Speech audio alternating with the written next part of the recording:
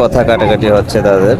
দোকানদার আমাকে 2000 টাকা দিতে বাধ্য হলো। এই যে দুই কালু বাইরে নিয়ে যাইতেছি মোবাইলের দোকানে, লোডের দোকানে, যেখানে আমাকে ভুলে অন্য নাম্বার লোড দিয়ে বলতেছে যে আমার নাম্বারে টাকা দিচ্ছে, দেখি কি হয়, সাথে থাকি। দোকানদার একটু বাইরে গেছে, আমরা ওয়েট করতেছি যে আমার সাথী এরা দুজন।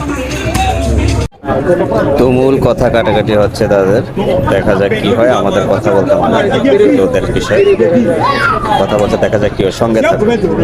অবশেষে ওই কালু দোকানদারকে আমার বড় ভাইয়ের সামনে নিয়ে আসলাম আমাদের দোকানে কথা বলার জন্য। সে কি বলতে চায়, সে কোনোভাবেই রাজি হচ্ছে না যে সে ভুল করছে বা টাকা দিবে।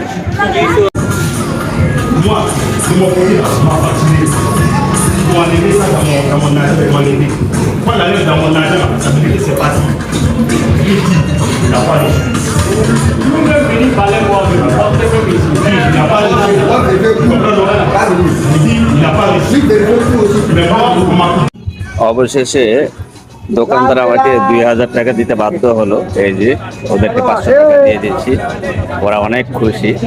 আমারও 1500 টাকা, মানে বাংলার 300 টাকা আমার বাঁচলো।